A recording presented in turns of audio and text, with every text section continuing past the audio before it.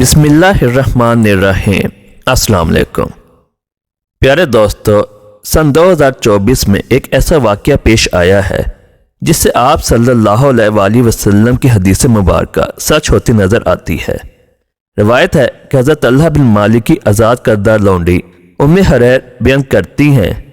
मैंने अपने मालिक को बयान करते सुना। उन्होंने कहा, रसूल अल्लाह सल्लल्लाहु अलैहि वसल्लम ने फरमाया, अरबों की हलाकत कुर्ब क़यामत की अलामत है। डॉक्टर इसरार अहमद फरमाते हैं कि रवायात के मुताबिक पूरी उम्मत खैर है और अरब इस खैर की भी खैर हैं, लेकिन साथ ही वो आप सल्लल्लाहु अलैहि वसल्लम की कुछ अहादीस भी बयान करते हैं जिनसे अरब के हलाक होने की शहादतें मिलती हैं। आपको बताते चलें कि सऊदी हुकूमत ने हाल ही में एक ऐसा कारनामा अंजाम दिया है जो इससे पहले कभी किसी ने सोचा भी ना हो। एक हिंदू भारतीय औरत जिसका नाम स्मृति ईरानी है, उसे नंगे सर पूरे स्टेट प्रोटोकॉल के साथ मदीना मुनव्वरा, मस्जिद कुबा और अहद पहाड़ का दौरा करवाया गया है। प्यारे दोस्तों, आपकी मालूमात में इजाफे के लिए बताते चलें कि ये दुनिया की वो वाहिद औरत बन गई हैं जो यूं मुकद्दस मकामात के करीब गई हैं, और सोने पर सुहागा ये मुसलमान भी नहीं। इसे इन मुकद्दस मकामात पर ले जाकर सऊदी हुकूमत ने तमाम मुसलमानों के न सिर्फ जज्बात मजरूह किए हैं बल्कि अल्लाह के अहकाम की हुक्म अदूली भी की है। सूरह तौबा में इरशाद होता है, ए ईमान वालो, मुशरिक निरे नापाक हैं तो इस साल सन 9 हिजरी के बाद वो मस्जिद हराम के पास न आए। इससे जाहिर होता है कि मुशरिकीन का दाखिला हुर्मत वाली तमाम जगहों पर ममनू है। प्यारे दोस्तों, इस वीडियो में आपको स्मृति ईरानी के दौरे अरब के अगराज़ मकासद से आगाह करेंगे। आज की वीडियो बहुत अहम है और आपसे गुजारिश है कि वीडियो को आखिर तक ज़रूर देखिएगा। प्यारे दोस्तों, अगर आप इस चैनल पर नए हैं तो चैनल को सब्सक्राइब कर दें और बेल आइकन को प्रेस कर दें ताकि आप इस तरह के मज़ीद इस्लामी वाक़यात पर मबनी वीडियो से मुस्तफ़ीद हो सकें।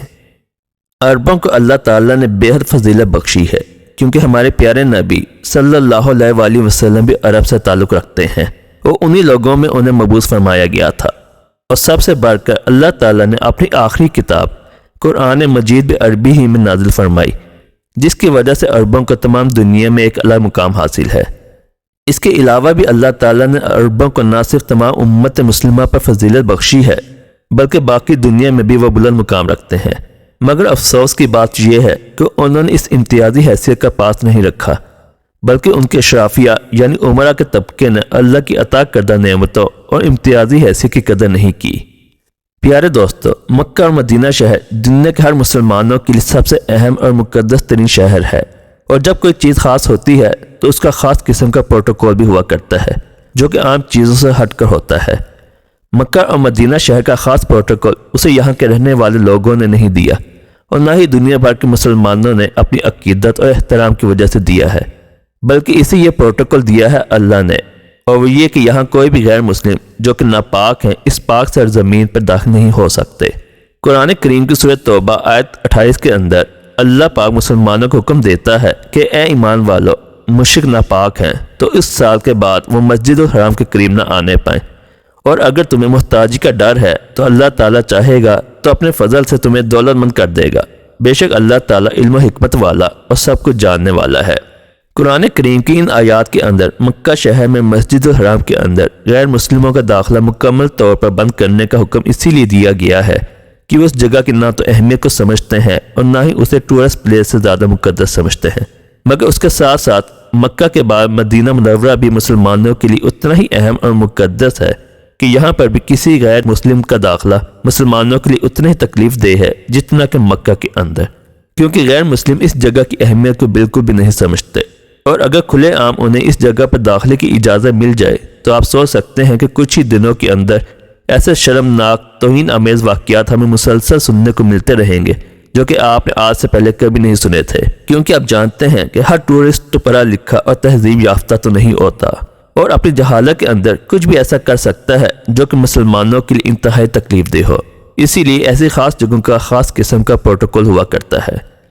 हाल ही में एक इंतहाई अफसोसनाक वीडियो मदीना मुनव्वरा के बाहर से देखी गई जिसके अंदर भारतीय जनता पार्टी की एक मिनिस्टर स्मृति ईरानी को मदीना मुनव्वरा के बाहर मीडिया और सऊदी ऑफिशियल्स के साथ एक ऑफिशियल दौरे पर स्टेट प्रोटोकॉल के साथ देखा गया।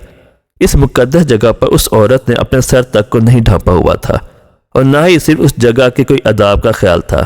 کیونکہ جیسا کہ پہلے بتایا کہ غیر مسلم لوگوں کے لیے ان جگہوں کی اہمیت ایک ٹورسٹ پلیس سے زیادہ کچھ بھی نہیں ہوتی۔ یہاں آپ کو یہ بتاتے چلیں، یہ عورت باقاعدہ خود مسلمانوں کے خلاف ہمیشہ زہر اگلتی رہتی ہے، اور اسی عورت کو اسٹیٹ پروٹوکول کے اندر اس مقدس جگہ پر بلا کر اس جگہ کی نہ صرف توہین کی گئی ہے بلکہ دنیا بھر کے مسلمانوں کے منہ پہ ایک تماچا ہے۔ سعودیہ کی اس پروٹوکول نے اس غیر مسلم کو دنیا کی ایسی پہلی عورت بنا دیا ہے جو کہ اس مقدس جگہ پر وزٹ کر رہی ہے۔ اس سارے معاملے پر سعودی حکومت کو کوئی فرق نہیں پڑتا، بلکہ وہ اس مقدس جگہ کو دنیا بھر کے مسلمانوں کی نہیں بلکہ اپنی ملکیت سمجھتے ہیں۔ اب آپ جانتے ہیں کہ یہ سلسلہ شروع ہوگا تو مزید ایکسٹریم تک بڑھتا جائے گا، اور بہت جلد آپ کو مسجد نبوی کے اندر اور حرم کعبہ کے اندر بھی یہ کافر اسٹیٹ پروٹوکول کے ساتھ گھومتے نظر آئیں گے، لیکن کوئی بھی چاہ کر بھی کچھ نہیں کر سکے گا۔ جیسے اس وقت سب خاموش ہیں، اور صرف مسجد نبوی ہی نہیں بلکہ اس عورت کو احد پہاڑ اور مسجد قباء کا دورہ بھی کروایا گیا،